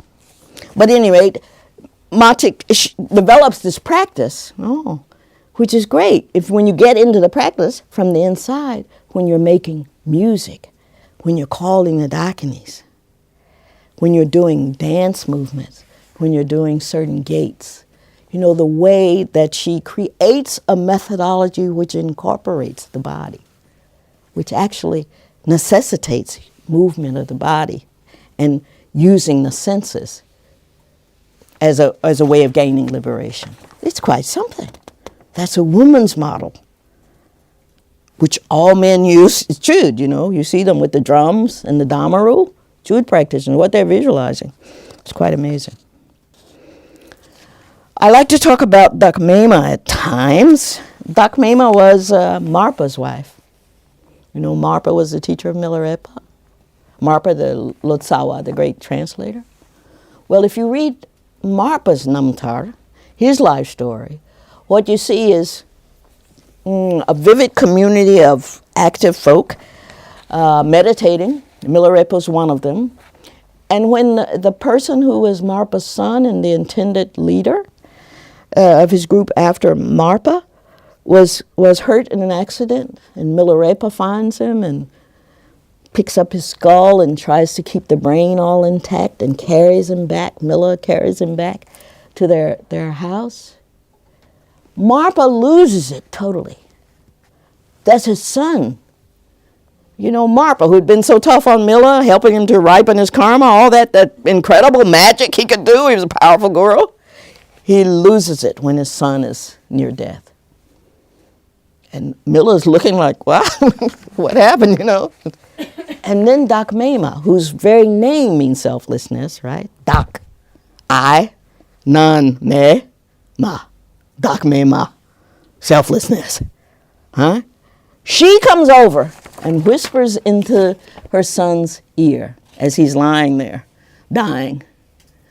She says, remember the practice I taught you? Do that now. Marpa's in the house screaming. There are these women on the side of Narpa, Niguma, a special meditative technique that Kala Rinpoche carried on in the Kargyupa. Niguma 6 yogas, not just Naropas. There are any number of very eminent practitioners that we don't always hear about, but they're there. I'm going to cut this short because I'm the only one in the room talking.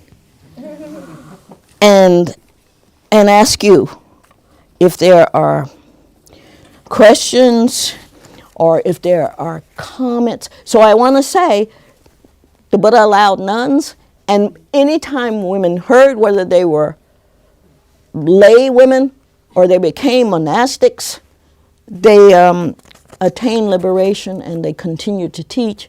Some very, very, Tenzin Palmo being one, whom I saw last week, and Chatsumam Kabel Singh, in Thailand, and Pema Chöden and Thupten Chöden, and Westerners, and Prokram from Asia, even in Thailand, where the exceptions are fully ordained nuns. There are many eminent Mechi practitioners, famed Tibetans. I'm thinking of Mechi Nalanrat, who's been meditating since she was about 7 years old, and that who now runs her own retreat place. Like, she only has taken 8 vows, right? She wears white. She's not supported by the government, as monks are. But every weekend, 15 to 2,000 people come to her for meditation instruction. It's blissful, because at the back of her hall, there are 8 masseuses ready, because you're meditating all day. You can go back, drop in for a quick massage. You can go over this way and drop in for a foot massage, then you go back to your place. Just very, very, very renowned meditator. So don't let anybody tell you can't. At our core, we're pure. Oh, infinitely compassionate. Infinitely powerful. Infinitely capable. Tiha. I think there's like 10 or 15 minutes left. I'm happy to be here. I wonder if you just take a break, take a breath, ask any question or make comment to anybody gathered here. That would be lovely. And I thank you once again for inviting me for this time. It's been great. Thank you. My pleasure. Okay, questions or comments?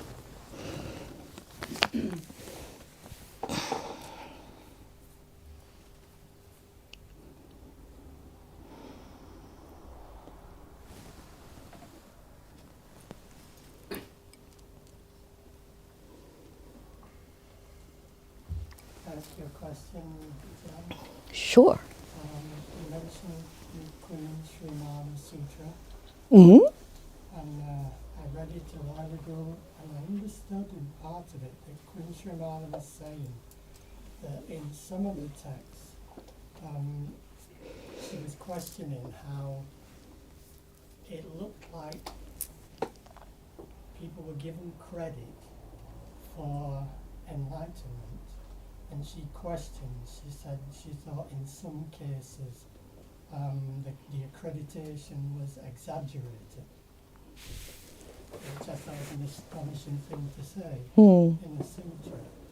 And in the version I read, the translation, the Buddha agreed with her. Do you have any understanding of that? Is there any comment you can make? Gee, Keith, I can't even remember where that passage would have been. Why would it be a problem? Yeah, people can overinflate the view of themselves, and other people can overinflate the view of certain teachers. There's a famous story in the Theravada tradition of somebody who thinks he's enlightened, and his disciple sees that he isn't. And he gets the teacher to use his psychic powers to conjure up a frightening image, at which he's frightened. And at that point, the teacher realises he's not enlightened and becomes enlightened because of that, and so does a pupil. Well, that had a happy ending. Good. I'm trying to think of the passage. You know, when a lot of times when we talk about exaggeration of any type, we're talking about the unenlightened state and attachment, you know. We make too much of something if we like it. We make too little of something, and hence, you know, if we dislike it. So in either case, we're not practicing any kind of balanced way. Now, it seems like in that example, you may be talking about someone who's claiming enlightenment, but it may be a teaching on exaggeration. Oh, you see what I mean? And so exaggeration, it's like when I teach, when we're just teaching the Buddha's first sermon, so-called, but clearly you hear Christian influences there. But anyway, the first discourse he gave. He accomplishes a whole lot in that first teaching, right? So there's the middle way, and there's, and then the middle way is further defined.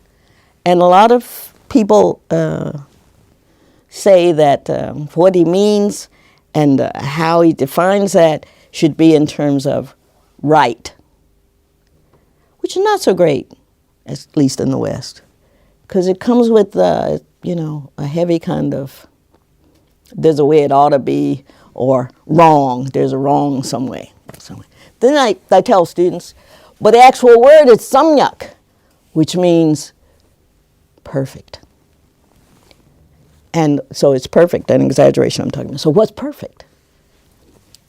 It's perfectly appropriate for the situation. That's what makes it right.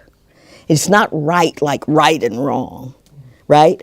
It's perfect speech then becomes, and you go through these 4 items with respect to it. Before you speak, you think, is it non-harmful to another? Is it non-harmful to me? Is it beneficial to another? Is it beneficial to me? So perfect speech might be keeping silent, right? But if you go through that, then you're doing it perfectly. I'm thinking right, perfect there. It's better to say perfectly appropriate, right? That's what the balance is, the middle path is. And I'm thinking of the other thing that when we talk about, so that's Theravada maybe. So when we talk about in the Mahayana, how do you judge behavior? And we go from the so-called 3 higher trainings to the 6 paramitas. I remember His Holiness talking about, well, you have to give, and a bodhisattva gives a gift perfectly, right? It gives a gift transcendently. Well, what does that mean? Well, His Holiness said, if you give a gift with expectation onto it, well, that's just a business transaction. I said, right on, Your Holiness. That's just a business transaction. So how do you give a gift perfectly, totally without expectation? That's giving a gift, right? Is it going to be a benefit? Is it going to be non-harmful?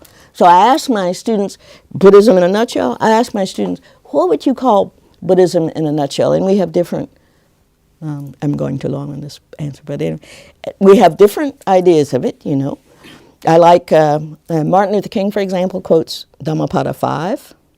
Hatred is never appeased by hatred. Hatred is only appeased by love. This is an eternal law. This is Dhamma. That's good. I like 183. Mike Murray, if any of you know him, says, oh, that's your Baptist background is showing. You like to quote chapter and verse. Well, but at any rate, Dhammapada 183 says, which I think is Buddhism in a nutshell, says, do no harm, practice good, discipline the mind. This is what all the Buddhists teach. Short and sweet. You can't just practice mindfulness. There has to be that ethical, there has to be that basis there. In trying to do good and trying not to harm. And there has to be discipline in the mind. Tika, and that involves non-exaggeration. Long-winded. Thank you, Keith. Oh. Yes. Thank you. Well, you've certainly given us a gift this evening, so many thanks for that. My pleasure. But one of the things I'm wondering is if, as you suggested at least once or twice, we can't trust the early texts in the Pali Canon, for example. I took you to be... No, I'm sorry. I'm just trying to say that there are reasons some of those texts might have been so misogynist. Yeah. Okay. Okay, so if there are reasons of that sort, how can we infer from the fact that there are nuns today that the Buddha allowed there to be nuns? Because they're nuns. How does that follow? Where are you from? All the early texts refer to nuns. And the fourfold community. Work out that there may have been debate and different views on the text you're talking about. It's got different versions of them, and we can compare them. In the Chinese parallel to the Pali stuff, and you can see how that particular text may have got stitched together in certain ways, and maybe it's a record of 2 different views that were kind of brought together in that text in some way, possibly. But I mean, all the early texts refer to nuns and enlightened nuns or whatever. Yeah. I don't know how you think about Gregory Chopin. but some of his presentations are fun. Okay. Never converted. Okay, Gregory Chopin talks about, he's an archaeologist, sort of. He gets into various ways that monks and nuns might have made their living. He writes bones and, what is it? You know, Gregory Chopin, he talks about the life of various cities, ancient cities, and based on the ruins that he finds. And he finds that some, this may be really too provocative, but in archaeological evidence, there's evidence that there were monasteries, and there's evidence that there were nunneries, very early on.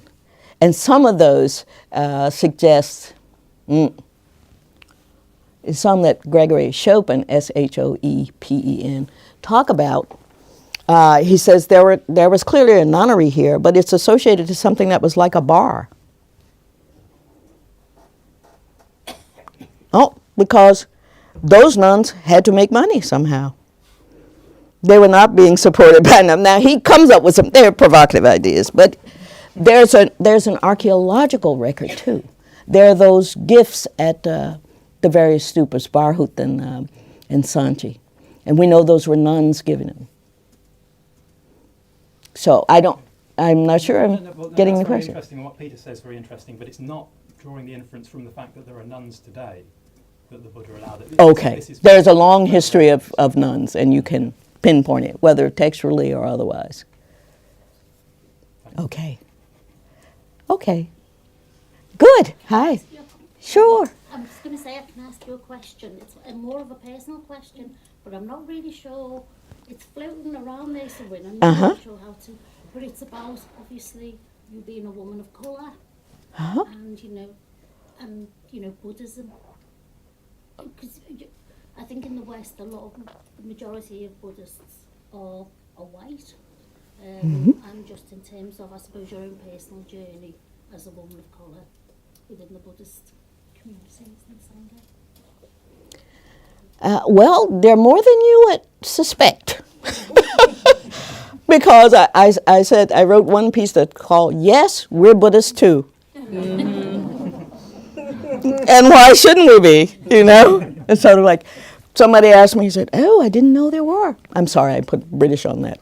I heard myself. But this was in America. Says, oh, I didn't know there were African-American Buddhists.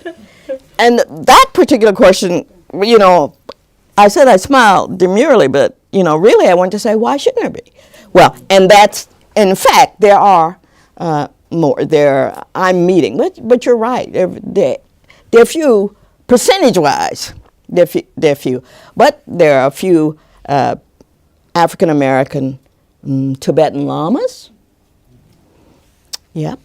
Lama Rod, who's getting his PhD at Harvard now, is a young guy whose mouth dropped when he saw me, because I'm old, I guess, but because he'd read about me so long ago, and there I was in the flesh. That's Lama Rod. And he saw me, and he was just out of a 3-year retreat.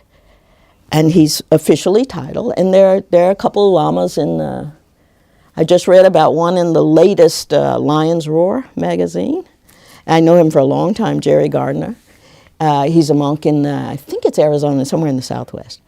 But it is true that we're not so many. And it's not just, what's her name? What's love got to do? Tina. It's not just Tina Turner, right? And Herbie Hancock. They're the famous Nichiren practitioners. But it's like my father, I remember, said to me once, daughter, that's the thing. My father called me daughter, but it didn't register till after Lama Yeshe had been calling me daughter. It didn't register that warm love, right?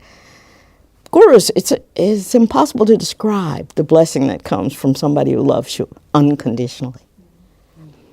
Tikaha. So my father asked me one day, he says, daughter, do those Buddhists give you a hard time when you say you're a Baptist Buddhist? And I said, no, Dad, not the Buddhist. The Buddhists don't give me a hard time. It's those Baptists, buddy. Those Baptists lay into me sometimes. Oh, and some Western scholars have said they can't see how African Americans would be interested in Buddhism because, they've actually written this in text, because Buddhism is so subdued and not, there's not the shouting and because Buddhism is subdued? How dare you raise the son of a gun, But anyway, scholars of Buddhism in America. But more and more. I mean, Thich Nhat Hanh once told a student, black is Buddhaful.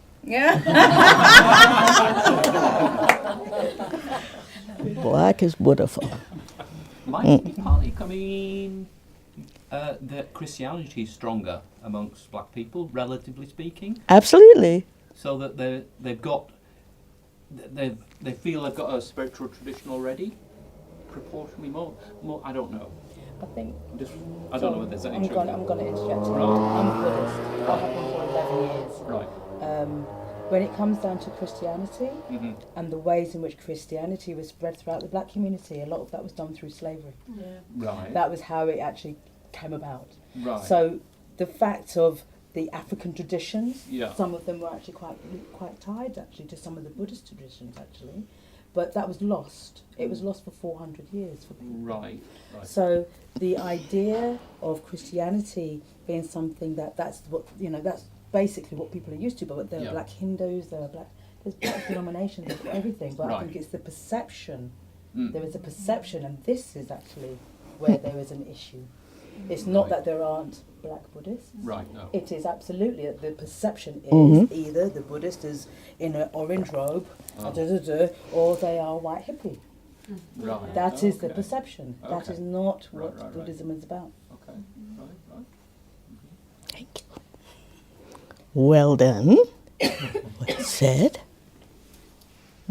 I call myself a Baptist Buddhist, for those of you who don't know.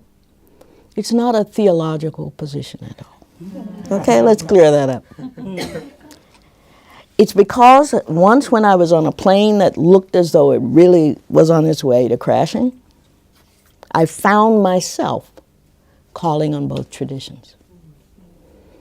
I think it's the case that culturally the Baptist stuff is in there.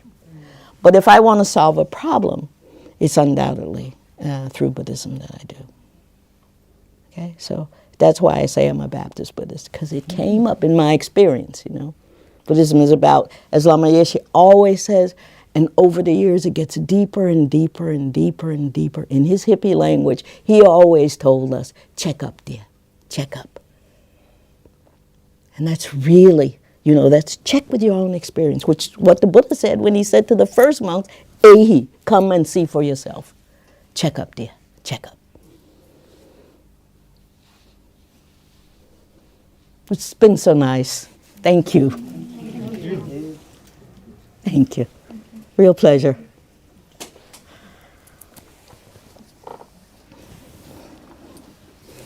Just before we finish,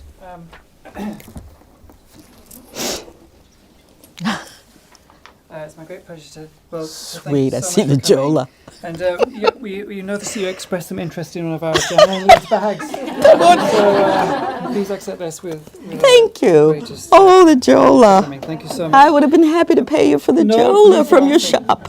Please, I hope you will come again next time we're in the UK or in Europe. Please do come and see us. Maybe next time a weekend on Shanti Deva or something like this. That would be Really lovely. appreciate that. Thank you. Thank you so much. And thank Thank you all you. for coming. If you'd like to stay and have a drink and refresh yourself before you head off, you're very welcome to do so. Thank you so much. Thank you. Thank you. Thank you all.